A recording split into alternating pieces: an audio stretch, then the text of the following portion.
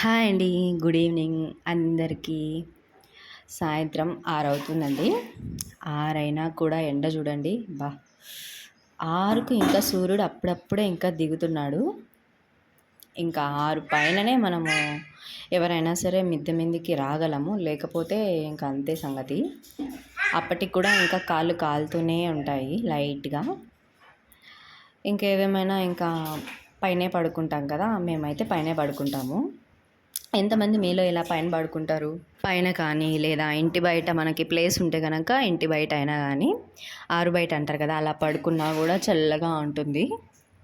So ఇంకా మేమైతే పైనే పడుకుంటాం కాబట్టి త్వరగా పర్చేసుకుందామని పైకొచ్చాను. ఇంకా లేట్ అయిందంటే మళ్ళీ బాబుకి స్నానం చేయించాలి, తినిపించాలి. కాసేపు ఒక అర్ధగంట కానీ గంట కానీ పైన ఇలా ఆడుకుంటాడు. ఆలోపు నేను పరిచేసి కిందికి వెళ్ళిపోతాను కాబట్టి పైకొచ్చాము. ఏ పని చేసినా ఒక పెద్ద టాస్క్ అనే చెప్పాలి.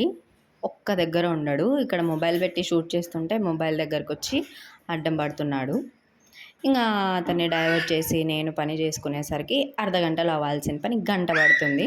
మామూలే లేండి. ఇంకా ఈ పరుపులు అన్నీ ఇదిలించేసి వేయాలి. చాప అయితే ఎండకంతా పోయింది. చేప లేకుండా కింద వేస్తే చీమలు ఏంటన్నా వచ్చినా కూడా ఇబ్బంది అవుతుంది కదా. వారానికి ఒకసారి కానీ అలా పరుపులు ఇవన్నీ తీసేసి మొత్తం కింద అంతా తోసేసి మళ్ళీ పరుస్తాను.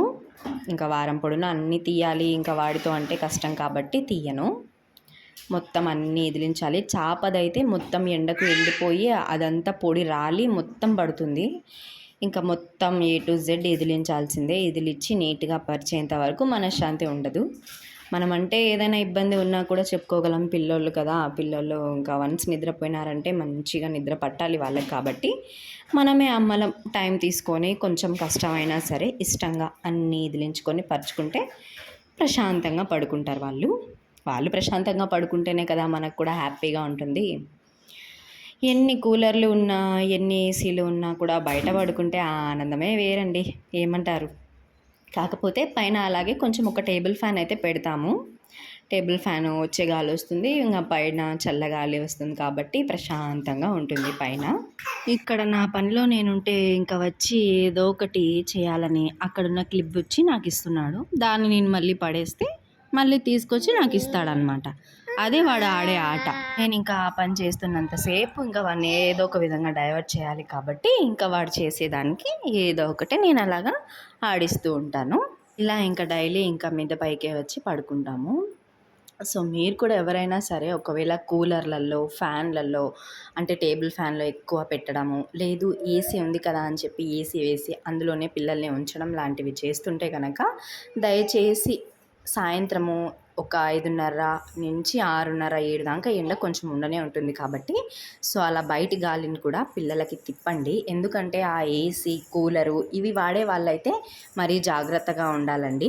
కానీ తప్పదు, ఒక్కొక్కసారి వాడండి. కానీ బయట గాలి కూడా తిప్పితే చాలా మంచిది పిల్లలకి.